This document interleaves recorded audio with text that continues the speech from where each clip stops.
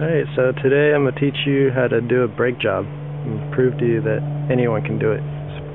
This is a little project car I picked up yesterday for $500 and it's got some squealing coming from the back brakes. I haven't touched it. I never even worked on a Volvo before, so this is my first one, so I'm just going to show you pretty much anyone can do it. If I can do it, you can do it. So let's get started by taking the wheel off. Alright, so we took the hubcap off, took the lug nuts off, sitting right there, and we got lucky on this one. I can already see we got rotors instead of drums. Rotors are a whole lot easier to work on, so now just jack it up, take the tire off.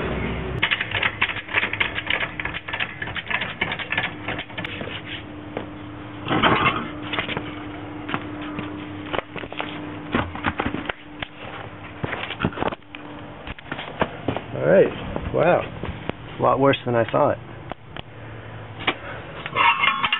Obviously we're going to need a new rotor. That's not supposed to be like that. It's really bad. Let's see. Actually the brake pads are pretty good. You can see plenty of meat on there. So really all we need is a rotor. Wow. Alright, so on this one, this is called the caliper. To take this off, this is what holds the brake pads. Their brake pads are right in there. Every car is different. Some are bigger, some are smaller. Some have the screws that hold the calipers up here in the front. This one happens to be in the back. So I'll try to show you. You can see there's one screw that holds it, and the other one is down there. You can see it's just two screws. Sometimes you can get away with just undoing one. Sometimes you got to do both, and the caliper just pull it right off like that, and the brake pads just literally just lay in there. It's very simple to do. If for some reason you do have to replace the caliper, here's the brake line that holds all the fluid. You have to disconnect that, and when you plug it, put the new caliper back on, put that in, and then here's the bleeder valve right here. You have to have somebody inside press the pedal down, and then you have to open this and let all of the air out that's inside the caliper until only brake fluid comes out, because if not, you're not going to have any brake pressure because you're going to have air in there. So now we got the wrench around the nut and just pull it.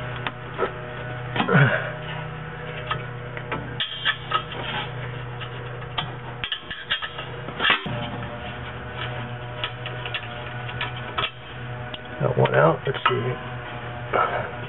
Nope, might have to pull both of them off. Alright.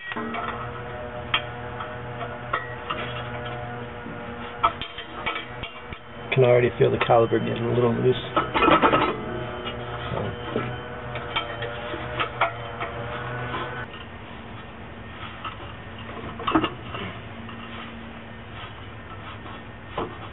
There we go.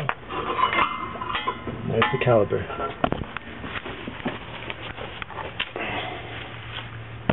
Alright. So now we got the caliper off, and like I told you, the brake pads literally just sit in there. You can pull them out right now. You can see they're in really good shape actually. I mean, they got plenty of meat on there. So really, we just have to do the rotor. Here's how the rotor comes off. This one right here has a nut right here. Usually they just pop right off.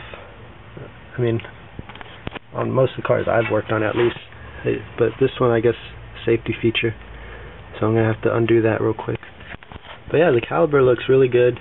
The pads are brand new. So actually, I don't know if I'm going to replace them. But I'll show you how to anyway. Get the pin out.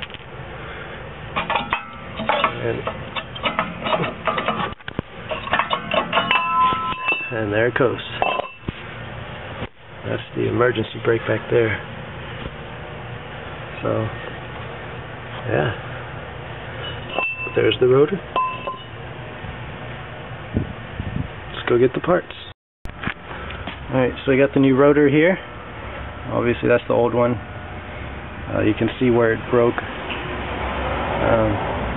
You can also feel, even if it didn't break, you can always feel the rotor whenever you take the tire off. If you feel little like grooves or ridges, or if it's not very smooth, you know it's time to change your rotor, because it could end up like this. This is really bad. You should not drive like this. But normally, whenever rotors do go bad, you can run your fingers along there and kind of feel like either like little grooves, like, you know, just if it's not smooth, it's time to change them. Don't let it get that bad. So, alright, to put the new rotor on, just line it up.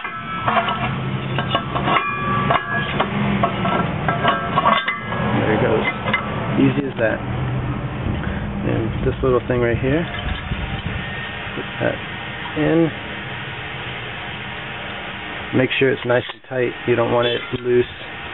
Then it can wobble or break on you on the highway, and that's never good. So that's nice and tight. Alright. Now, like I said before, those brake pads are very good. They're almost brand new. They look. So I'm not going to replace them, but I'm still going to show you how. It's very easy. So whenever the brake pads wear down, it's this little part right here that just wears down, and then it goes down to the metal, which that's bad. That's what causes the rotor to break or to wear down like that. So you would take the old brake pads out, and they just normally slide right out.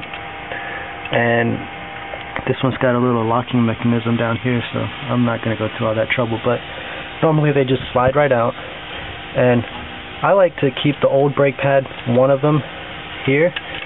So you put it right up against that little piston right there. That's what opens and closes the brake pads, which in turn stops the rotor from spinning, which stops your car. So I keep the old brake pad there, take the one of them out, and then using a C-clamp like this, you put one end behind the caliper, like that, and then the other end down on the old brake pad, which is up against the piston. And then you just tighten the C-clamp, which is going to squeeze that piston all the way back in. So, because if you don't do that, the new pads, since they're so much thicker than old worn down pads, they're not going to fit around the rotor when you try to put the caliper back in. That's why you have to compress the piston again with that C-clamp. And also, when you do that, you have to pop your hood, and the little cap where you put your brake fluid in, you have to open that, because it is going to overfill. That's completely normal. That's just all this brake fluid that's in here has to go back up there, because you're going to be compressing it. So it's easy as that. Once you have the piston compressed, you just put the new brake pads in like these, and then you put the caliper back up to the rotor, slide it in, and bolt it back in, and you're good to go. So I have the new caliper back, the old caliper on the new rotor. Got the brake pads in there. You can see them nice and snug in there. That's how they're supposed to fit, nice and snug. You don't want too much gap. You don't want them where you have to hammer it in. You just, just a little play. That's good enough right there. And then you just tighten up the bolts again. Remember, there's 2 bolts you got to tighten, and you should be good to go. Make sure the bolts are nice and tight. You don't want anything loose. Because just imagine, you're doing 60 to 80 miles an hour on the highway. You know how fast this is turning. So, these always, well, not always, but these can come loose very easily. Right, so, everything's put back together. It's nice and snug on there. Caliper doesn't wiggle or anything. That's always good. And, well, you're good to go. It is always good to do the other side, though. You don't want uneven wear on your. It'll wear down your brake pads a whole lot faster too, if one side is, thicker than the other or something. Plus, it's just safety. So that's what I'm gonna do now. I got the other rotor here in my truck. So it's easy as that. Now you just put the tire back on. Make sure the lug nuts are tight. Torque them down if you feel you have to, and yeah, you're good to go. Easy as that. Any questions, just message me.